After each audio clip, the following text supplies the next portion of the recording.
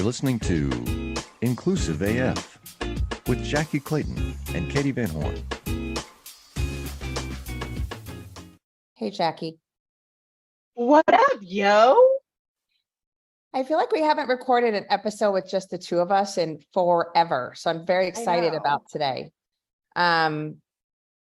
It's a good day here at the Inclusive AF podcast. It's a Monday that we're recording. How are you, Jacqueline? I am doing all right. I got this new Stanley water cup. Oh, nice. And pink, very cute. Like 35 pounds when you put water in it. I'm so healing. You get a workout while you hydrate. While you sweat. You literally sweat trying to carry this heavy water bottle.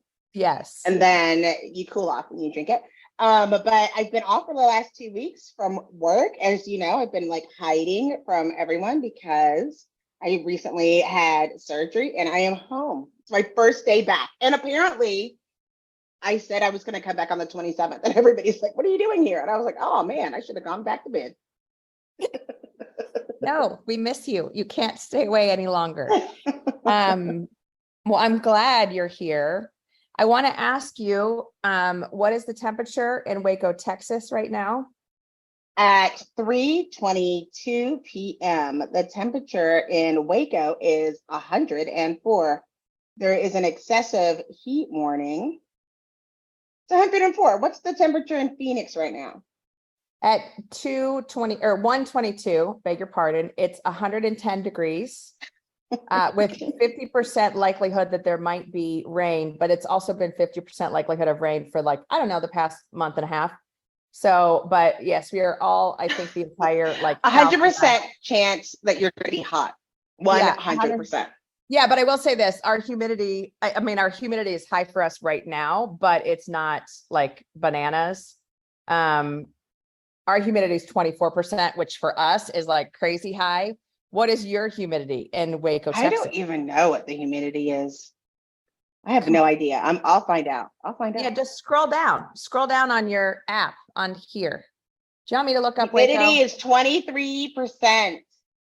How the hell are you lower in Waco than I am in Arizona? That makes no sense. Texas is like humid central. The UV index is very high. Now that we've done our time and temperature update. Remember when you could call that phone number and it would tell you the time? Yes. Back when we were babies on our rotary phone. Way before Surrey. Yeah, way before Surrey. Way before this entire computer in my pocket. On a rotary phone. Okay, so Jackye, I want to talk about a couple of things. I want to start with, and again, I know I've said this to you when it's come up. I want to talk about your medical experience, your recent medical experience. Yeah. And I want to start it off, and I want to ask this, and I think I'll put a link. I think I sent you one of these in Instagram or TikTok or something. The videos of the men being strapped into like an electrode thing where they feel the experience of cramps and having your period.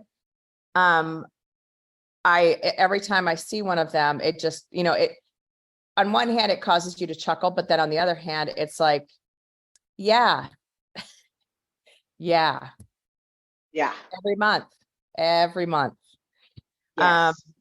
So tell us a story, Jackye. Well, the thing I was thinking about, I really did take time off. So it was the first time that I got to like settle and reevaluate everything. Because as you remember, there was so much going on in my life when this hysterectomy thing came up. But what I forgot to say in the narrative is that I went to the doctor after I was talking about my pain level, and my friend was like you should go to the doctor. But I asked to reevaluate PMDD. So I've been saying I was diagnosed with PMDD 15 years ago, which is premenstrual like dysphoria, I think it's called. Okay. And it is beyond PMS. So it's premenstrual dysphoric disorder. And so it is extreme mood shifts, like extreme. Yeah. And I've had it for a while. And when I went to the doctor, when I told the doctor or the nurse practitioner at the time that I wanted to continue treatment because my PMDD is getting worse, she said to me, I don't think you have PMDD, even though I had this diagnosis for over 15. And she said, I think you're just in pain. And that's why your PMDD got worse. So there's something there, like we can start with that. So the first thing because I have been in pain for, my doctor's like, you've been in pain for at least 5 years, but I've been in pain for over 15 years and had this response to what was going on within my body during the time of my period for over 15 years. Nobody else had taken the time to really evaluate what we're talking about. And it was easy to blame it on this. I think they consider it like a mental illness or part of it that affects, at the very least, your mental health. And all of the doctors that were okay with that without bringing that up. So the answer was, let's look at your uterus, and for them to say you've been in pain for 5 years. And then I was like, I don't know what that means. I don't know what that means, because this is the same pain that I've had. And then, like I'm in major pain, and I have been for a long time, and everybody's like, oh yeah, that happens. So I don't know what's the right level of pain. And then this was the first doctor that was like, this is bad. Like, this is really bad, and we can do something about that. You don't have to hurt anymore. And they were like, you're supposed to be uncomfortable, but you shouldn't be in pain.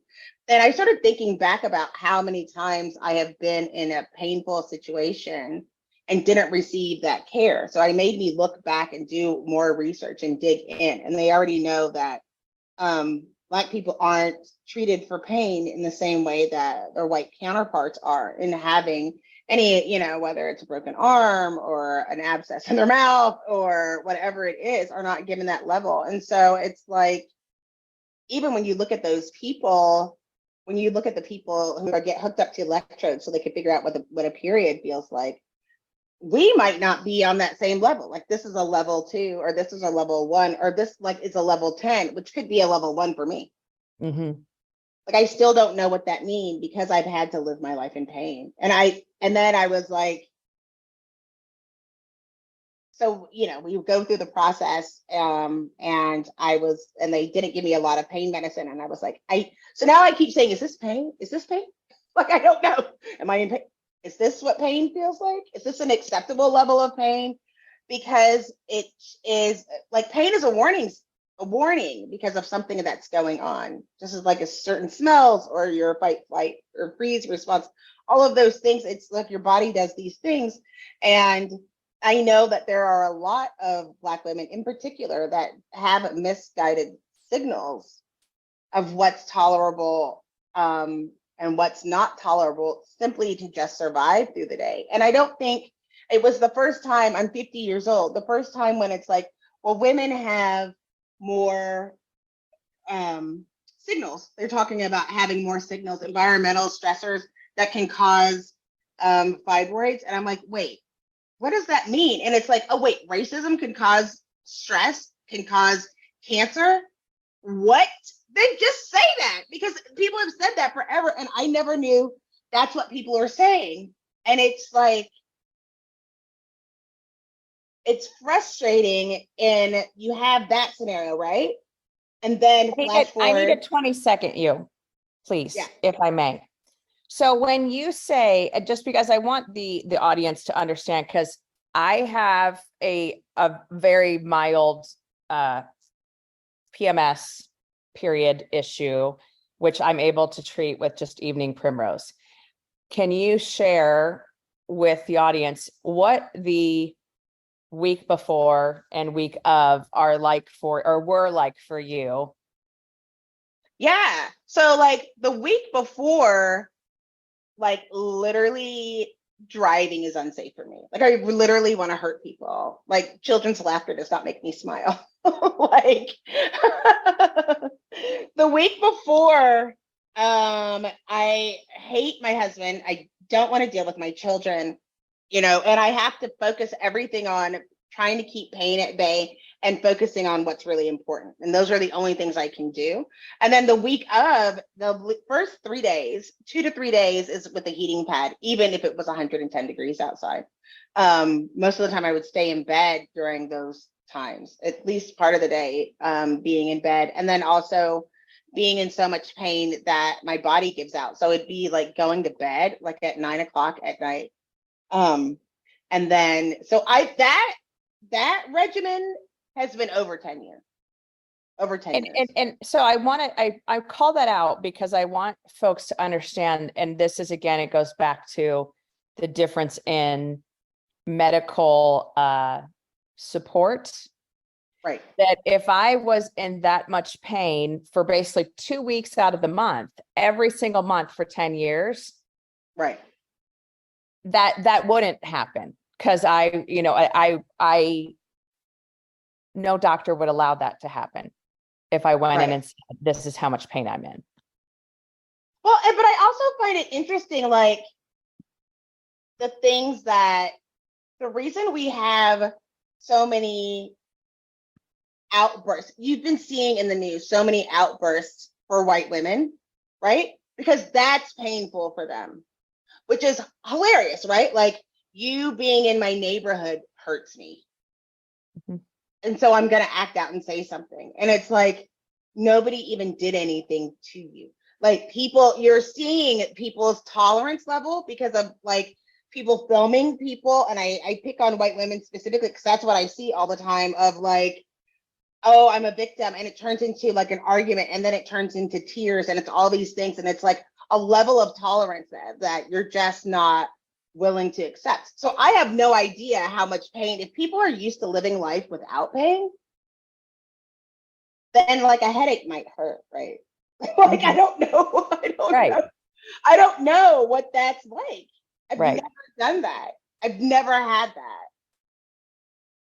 Quick sidebar. I don't know what that means.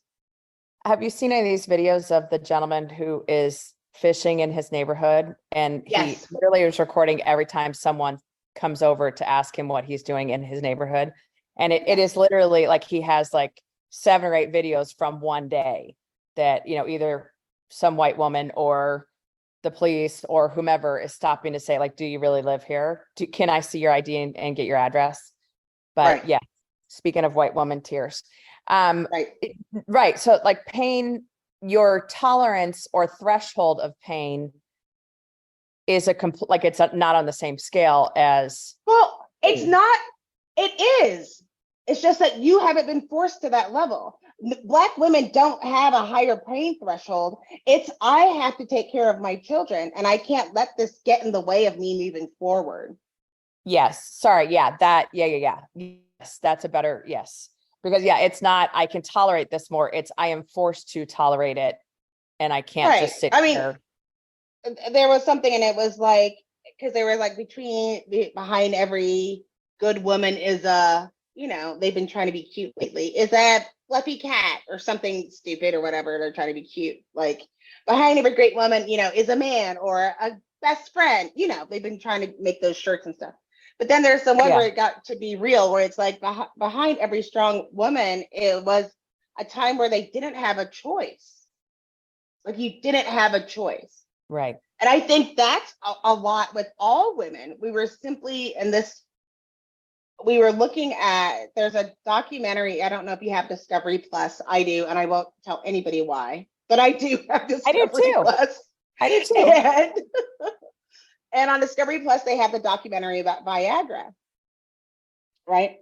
And one of the things that they were talking about that was so important, they were talking about how impotency for men was like ruining marriages and having such a strong hold, and this is really a health issue.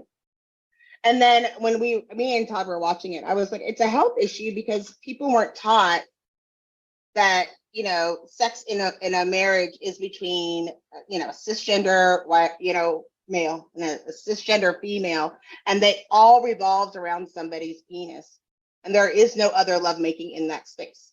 Mm-hmm.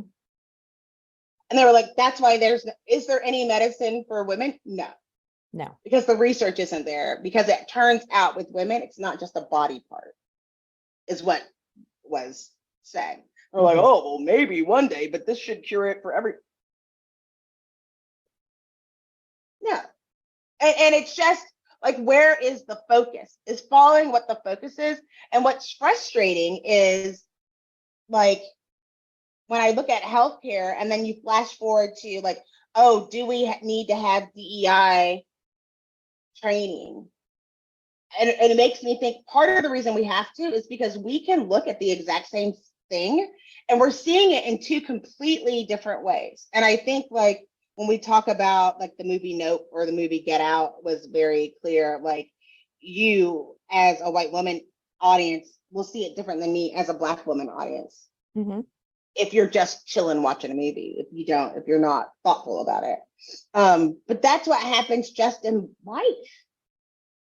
Just walking down the street of what you feel as a threat. And part of it is trying to reduce the noise of feeling, of having a reaction of things that perceiving things as a threat that aren't a threat. Hi, my name is Sarah, and I want to tell you about my podcast called Can I Offer You Some Feedback? I'm a business consultant and executive coach with over 20 years experience in change management, leadership development, and naturally providing feedback to high performers. My podcast is for those of you who have a complicated relationship with feedback, whether giving, receiving, avoiding, or seeking. Feedback is essential for our development. In each episode, you'll hear from real people across industries with their ideas, perspectives, and best practices on feedback. I'll also be sharing business bites with you, simple explanations of organizational tools, management techniques, and leadership philosophies that will help you and your businesses thrive. You can listen to Can I Offer You Some Feedback on your favorite podcast app or learn more at evergreenpodcasts.com.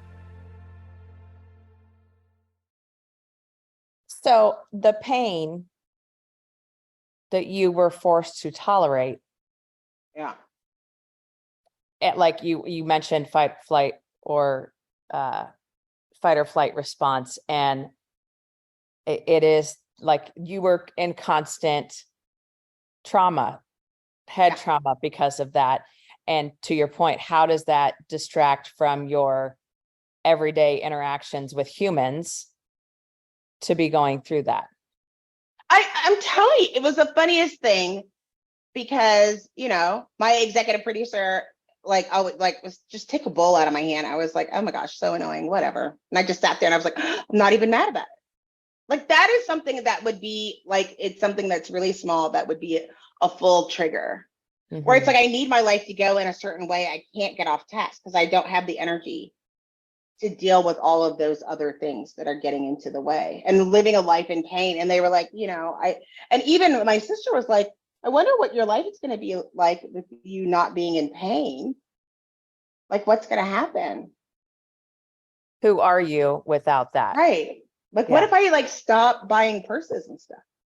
Like, what if I was looking at that to make me feel better? And all of a sudden I'm like, oh no, I'm good. I have all the purses I need. What if that's extreme. See, I just did it. I just fixed it for you. I just fixed it. Yeah, all that I need. Well, now let's get, and it's funny. I remember back when I was in my 20s, and it was prior to taking evening primrose for like my PMS, and ladies that have PMS and other issues, talk to your doctor about evening primrose because it is a godsend, I think. But for me, I remember, and the person that I'm talking about will probably remember this if I brought it up to him. I was on sales calls with one of my colleagues. We were in the car. I was driving. He was sitting in the passenger seat.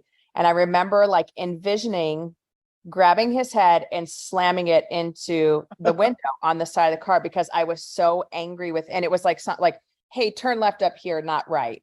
And I was so mad. And it was like, oh my goodness, this is not appropriate. Okay. What is going on? And it was very soon after that I talked to my doctor and was like, so this happened. So what does this mean? And and they recommended starting there and then, taking it to something further if I needed to. That seemed to cure most of it, but I think that's a piece. Go. The reason I talk about that is that I am on like an antidepressant medication, and then that got increased. I don't know what that would happen to even have an impact right now of reducing it. I don't know. I'm at this point dependent on certain medications to regulate my well-being, and probably never needed them. Like, for all I know, if you think about it, for all I know, with this happening, my blood pressure can even out. I don't need all these antidepressants. I don't need anti-anxiety. All of it was traced from that. Like, if that happened, I don't know. I think I would turn into a puddle on the floor. Like, I don't know what that would mean. That's just been part of my life for so long. I would probably start taking, I would take pills out of habit. I would have to count them every day because I know what I'm on out of habit, because I've been doing it for over 20 years. And do you think it's a situation where, do you think that and this is just you personally, this is not a medical diagnosis. Yes, certainly not. Do you feel like for you that could have been a possibility, that you were on some of these other medications because of the pain that you were in all the time, that because you were in so much pain, you were, focused on that, or that took so much of your brain power that dealing with some of these other things, you just literally couldn't and had to be on something to help alleviate some of that stuff? Absolutely. I think, because I know, when I needed to get a root canal, then I was triggered by my blood pressure, that something was going on in my body. My blood pressure started spiking up, and I was like, well, there's something else going on, because that's happened before. And I also realized that I need to find, places where to be quiet and to think internally of trying to regulate what's going on, and try an evening primrose first. I don't think people recognize, if you go in and you have high blood pressure, the first thing your doctor wants to do is give you high blood pressure medicine. Mm-hmm. At least for me, and it might not be like that, but it's there's all these different medications. And so it's I'm treating the symptom without trying to look for the underlying cause. So I have no idea, but I know that I've been in pain for a very long time. This is the second time that I've had something that was surgically, can be fixed through surgery. And that was something that was extreme pain that had a reaction on my body. The thing that made me the most upset was because, and this is where, I am not doing this for the podcast. It's because I do DEIB all day long. It's just a part of my life. But it goes back to saying the same thing, where I'm saying I'm in pain because I started my period. And then somebody else is like, oh yeah, me too. I just started my period. We are not talking about the same thing. Mm-mm. Right? If you an example, I always would kid that my oldest Clay had colic. And then someone would say, oh, I think my kid has colic. And I would say, have you ever fantasized about driving to a rest stop and just leaving the baby carrier there? You would do a U-turn and come back, but you just thought, I'm just going to leave this baby in the buggy at the Safeway. And when they call 911, I will come right back. They were like, no. I was like, then your kid doesn't have colic. Trust me. Right. If you ever felt like leaving the child and just going out and going somewhere and coming back, because it's so extreme. But people say, oh, well, my baby's fussy. No, a fussy baby isn't colic. And so what I was having, I was taught to think as being menstrual cramps, but that's not what that was. But right. We are told that we're all having the same experiences. So either my doctor was a man who's never had this and has heard all of these various things, or someone who had a period who is basing my experience on them. Now, the reason I bring that back to DEIB work is that how many times did someone say, I'm having a problem with my boss? And then you automatically think, oh, well, maybe they're not getting along, without ever thinking about maybe you're being actually literally berated, discriminated against, sexually harassed, you are being threatened or blackmailed. the assumption is, oh, from an HR perspective, like I already know what this is. And I can help you. Well, write it down. Like, let's not get too extreme without really listening, because it's like, it's not safe, or they're already at some other level, or, well, it looks like you've had some problems and this person hasn't been able to work well with you. Now you're afraid of losing your job.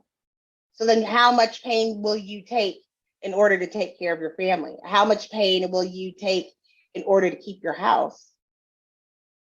Right? And then the person that you reached out to that are supposed to be there to help at work didn't. Mhm. I think that, so I'm going to answer that, and then I want to go back to the blood pressure medication. I think this is one of those things that as HR folks, and not even just as, I think human nature is, when someone tells you a story, you want to relate to it. So you do think about, well, have I had a similar experience, or do I know what this person is going through? And to your point, the assumption is whatever you went through is similar to what I went through, but that's not the case in so many of these issues. And, I think all of us as women of a certain age can tell, or can talk about stories of bosses that said inappropriate things, or that put you in uncomfortable situations, or whatever it might have been, colleagues, whatever. But at the same time, when someone comes to you and tells a story, your brain goes to, oh, I have dealt with this, and this is what I would want to have done. And so you think you're doing the right thing, but you're jumping 10 steps ahead versus saying, say more words. And, doing that, as when I was at Target, we called it a seek to understand conversation of just, I'm just going to listen, and I'm just going to be That's right. to hear what you have to say. And I think that's such a piece of, I think you and I both are on this, a Facebook group, and there's a lot of different questions that come up, and pretty much every single one of them, I want to respond and say, did you just talk to the person and like have a conversation before you're making all of these assumptions about what their intentions were, why they did such a thing, yada, yada, yada. And it just is always very odd to me that people don't just sit back and ask questions and say more words and let me understand more about this. Do you think you go ahead. No, you go. I wanted to offer something that I started doing in my training classes that I think it would be beneficial. And you can do it anywhere. What the exercise is you break into groups of 2, and you ask a group question, and person 1 is going to answer the question, and person 2 is going to listen, and all they can respond is say thank you. And you're going to do it for 5 minutes. And the person has to keep answering the question over and over and over again, but the other person can only say thank you for 5 minutes. And what was interesting, it's always interesting to get the feedback from doing that exercise, where when the person doesn't feel the pressure to say something, or the pressure to try to sound like, people call it active listening, and they knew they were just going to say thank you, that they actually freed themselves up to listen. And the other person is like, when I knew that the person wasn't going to interrupt me or wasn't going to ask any questions, I felt like, one, I needed to clarify more about what was going on. But then when I heard myself, I realized I might not answer it the right way the first time. That's a really fast answer. I might need more time, or I didn't feel confident because I didn't get that feedback. Like, you go back and forth. And one of the things that we, I don't want to speak for you, but I think we've both said this piece, where part of the listening job that you have to do in these roles is accepting someone's truth and then building on that, instead of trying to prove someone wrong. Accept it as true, and that should be the baseline. When somebody says, I feel like I'm being harassed, in my mind, I'm like, okay, you're being harassed. Let's expand on that. And we're going to treat it like that, because that's the feeling that you're having. And so we're going to open a case and we're going to deal with it just like that. I know there are people who hate that, and it's a pain, and it's going to cause me more work, but people need to understand how important the language is and what that means. If you tell me that I'm going to react in that way, and take your situation seriously. And I think that have an understanding of it's so important to get to know the people that are on your team, but also just to know the world around you, to know that even if people get empathy wrong, even if I think you and I both can talk about menstrual cramps, I still have to acknowledge that it's 120 degrees where you are. Mm-hmm. So we aren't feeling the same things right now. Or it's 120 degrees and you have 2 freaking dogs that you have to walk. Or, you know, like, we don't give people room to have these experiences. We make all of these assumptions and then make decisions based on these assumptions that are oftentimes wrong. Absolutely. And I would say the other part of that exercise that I feel like comes up every single time I've done it is the person that is speaking at the end of it. It's God, that's the first time I felt listened to. Right. Ever. Like I've heard in the last 6 months, I've heard a lot of different, like this, this is the first time I've been heard or listened to.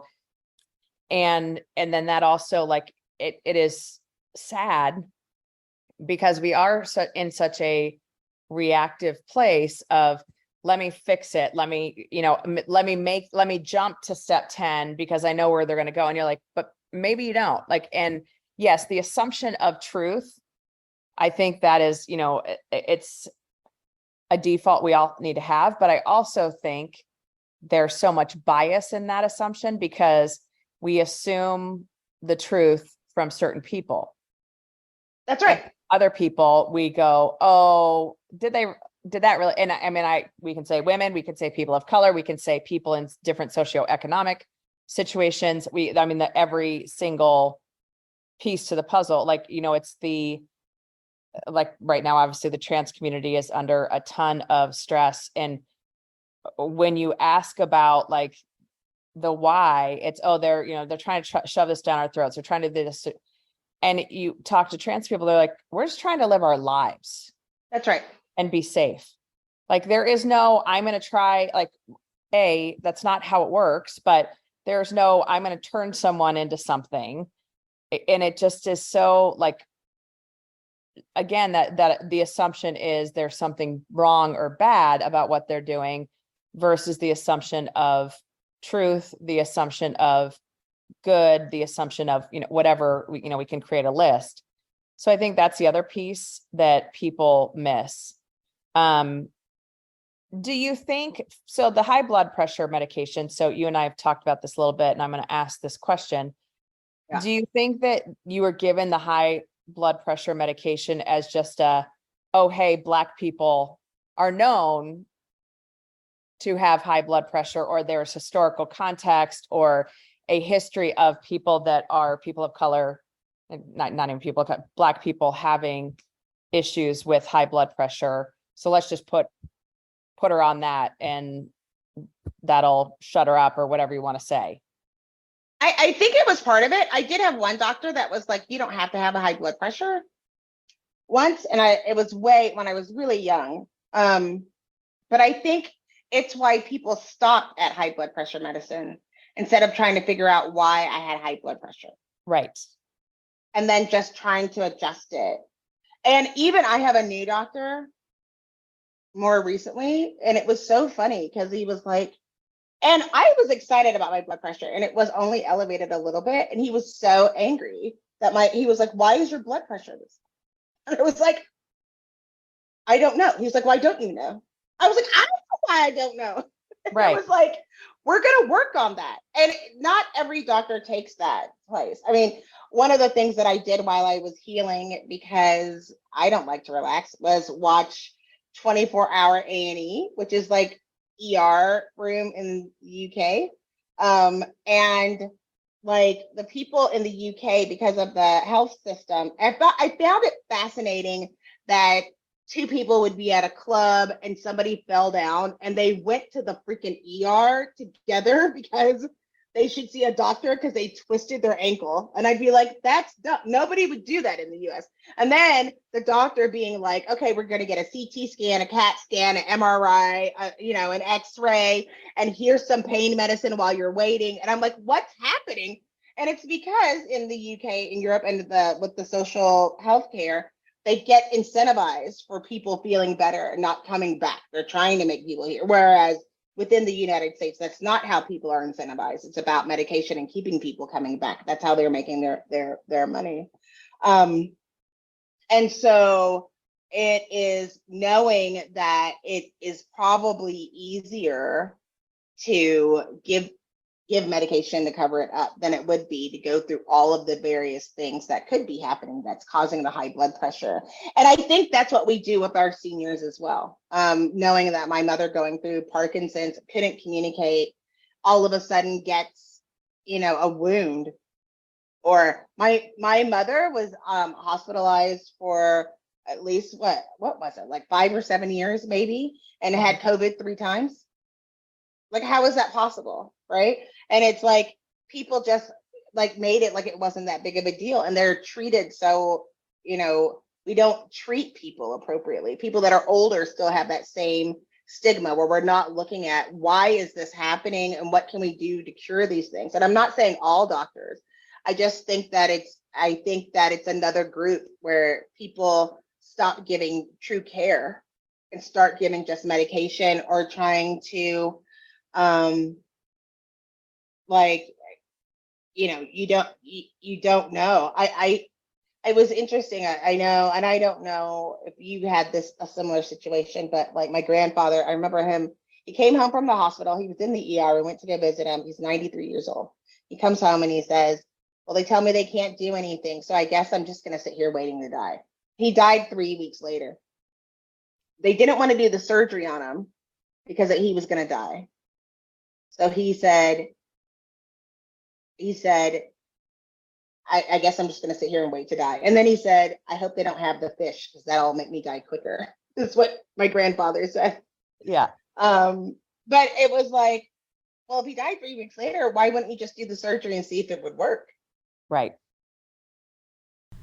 The average person experiences up to 10,000 marketing efforts each day. Those ideas are culled from millions of possibilities. The CMO Confidential podcast takes you behind the scenes to learn about the decisions, drama, politics, and glory that go with one of the most scrutinized jobs in the executive suite, the Chief Marketing Officer.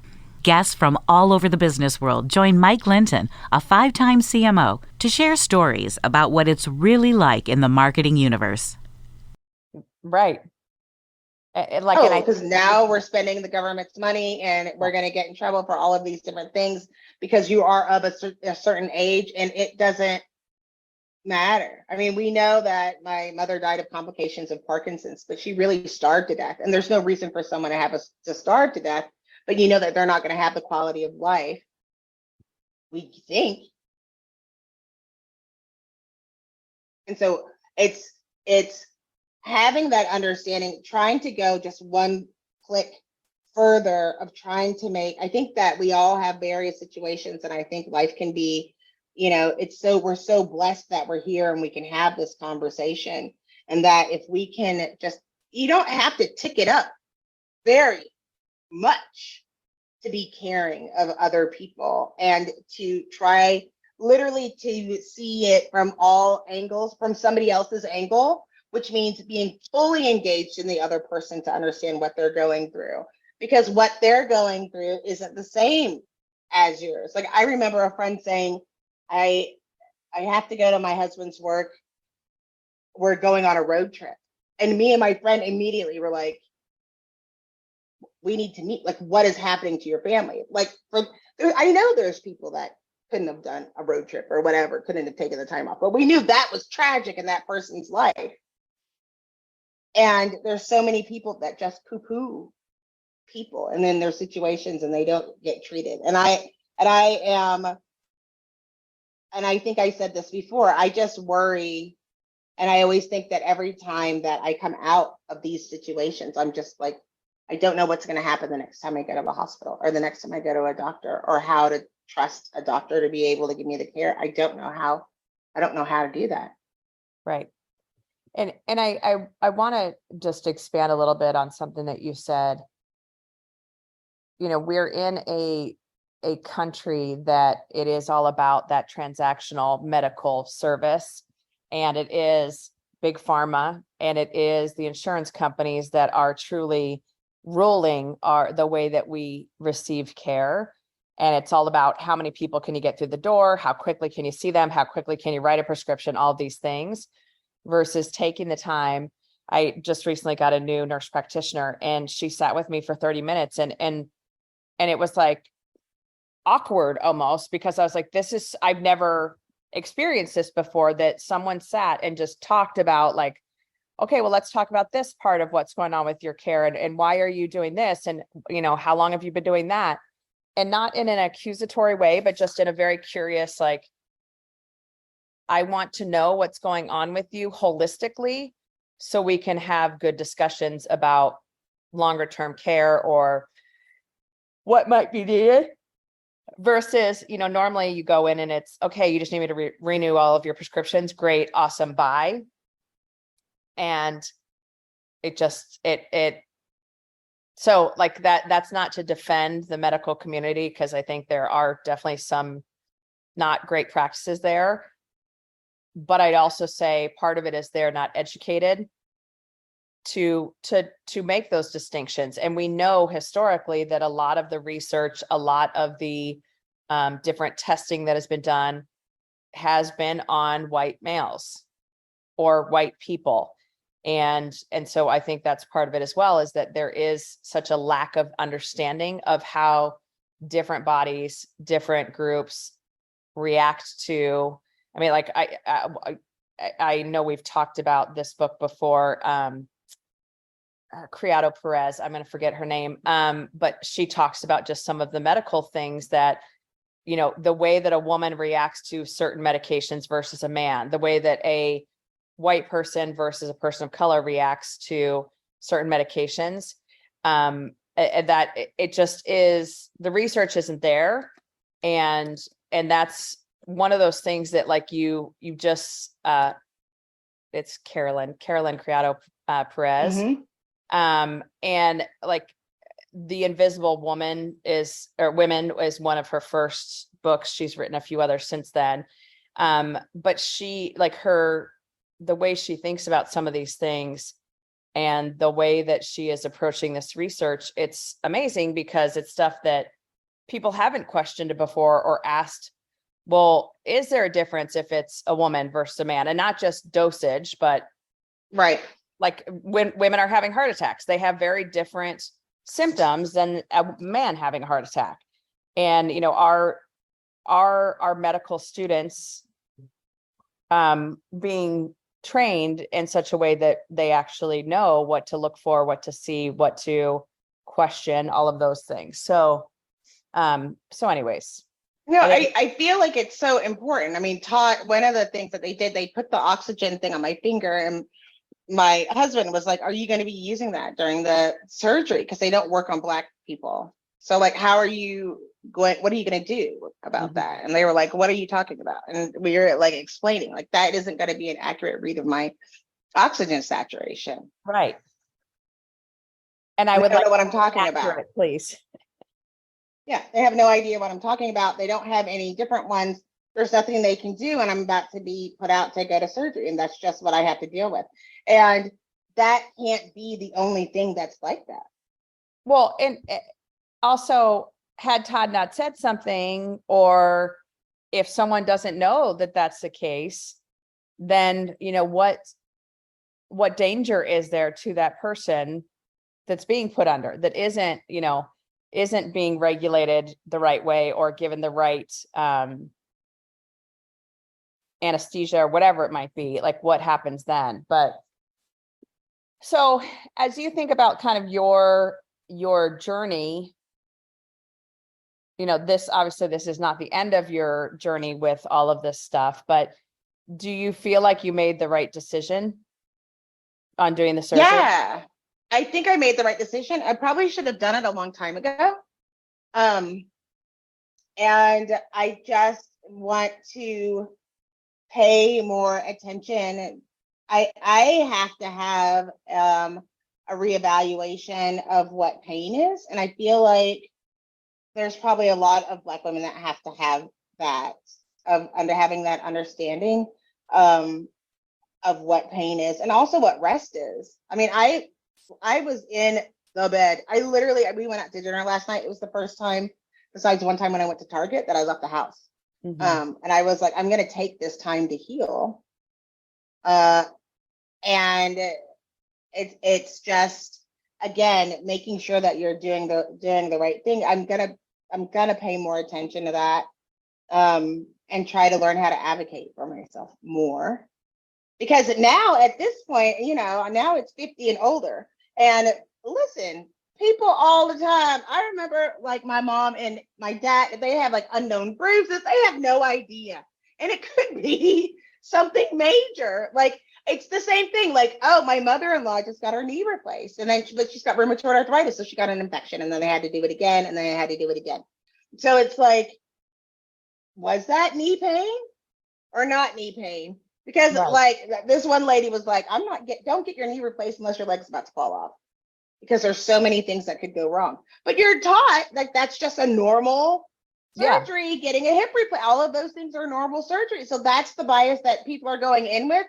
And you say, oh, my knee hurts, and you're, over 50, then you should just get it replaced. Right.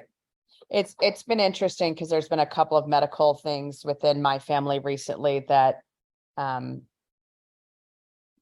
that has me questioning as well, like some of the tests, some of the things, and looking at not just the medical field, but also, like you just said, that self-advocacy, that let me go find out all of the treatments, let me go do my own research.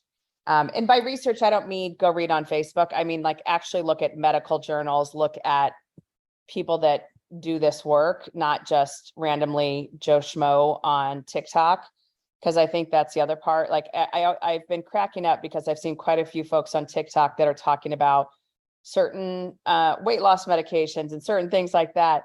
And they have scrubs on, but you're like, well, but are you a doctor or are you just I could just buy some scrubs. Right. And then I'm going to tell you all about the things that I know, because I know all the things, and you're like, interesting. But again, this is part of the misinformation that we all have to dig through to get to reality. But anyways, what else would you like to say on this topic? Like, what else would be helpful for folks? No, I think that's the big piece. And I just feel like if you don't feel satisfied with the response, like your body isn't supposed to hurt. If it does hurt, get to the bottom of why it's hurting and see if there's something there. It could be like there's nothing that can happen outside of surgery, or maybe you need to lose weight, or maybe you need to stretch more, all of those things, but find out, because it's a sign of something else that's going on. That's just the biggest piece. And so don't feel bad for making people do their actual job. Right. Helping to find that out. I think it's just a big piece. I remember just as a student athlete, years and years ago, and like the recovery days, it was, you can be sore, but if you're in pain, something's wrong. So there's a difference between being sore from a workout or from a whatever versus being in pain. And like asking the questions, digging in on it and finding out what is really going on, like how critical that actually is for folks. So Jackye, what's one thing you want to make sure our folks have heard from this episode? Listen to people. Like, I think it's just like check your bias when you're going into situations, and especially like you can help somebody else who comes to you and telling you that you're in pain. I mean, the only reason I went, I was like, it's a fun party trick of people over the age of 40, which is what's your ailment, like at parties. Yep. But just to make sure and support and get people to challenge that as well, and to get the help that they need. And I think sometimes it just takes another push from someone else. So that's what I think I want people to know, to advocate for yourself. But as you're listening to your people, don't assume you know what the pain is. or that somebody else talks about, try to Mhm. help. Right. I think for me, like it is the listen, but it's also if someone tells you a story about their pain or if someone tells you about what they might be going through, ask more questions too. Mm-hmm. It's like, you and I did at the very beginning of this talk about, our PMS and our periods and how, they were painful. And I remember telling you like, hey, just take evening primos and you'll be fine.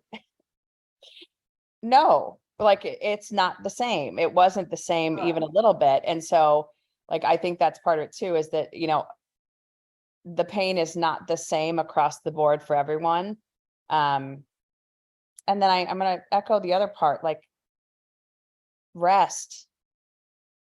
So, for those of you who are not following like the NAP ministry and some of these others that are really focused on people of color, especially women of color, not being always the one that has to fix all of the things, like take the time you need to rest, to relax, to recharge. I think these fights, these conversations, this work has been laid at the feet of Black women for so long. And it's time that other people get involved in this fight and get involved in these conversations and get involved in this work. And so let Black women rest. Yeah, do that. Is that cool? Is that a good I one? like it. Yep. Okay. All right, folks. Thank you for listening to the Inclusive AF podcast. We have so many other topics that we need to go into, Jackye Clayton. So I think know, we'll right? record again this week at some point.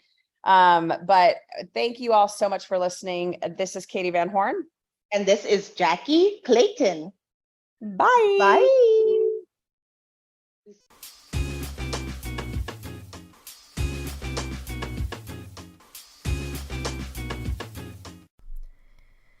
Attracting, recruiting, and retaining great talent has never been harder. But why? We know we need them, and they need us. So why are we making it harder? Pull up a chair, listen, and laugh along with Lynn Bailey and Tracy Parsons as they dissect the industry, solve problems, and scoff at and sass the status quo. Join the rebellion with the Talent Rebelcast and question everything you know about the world of work.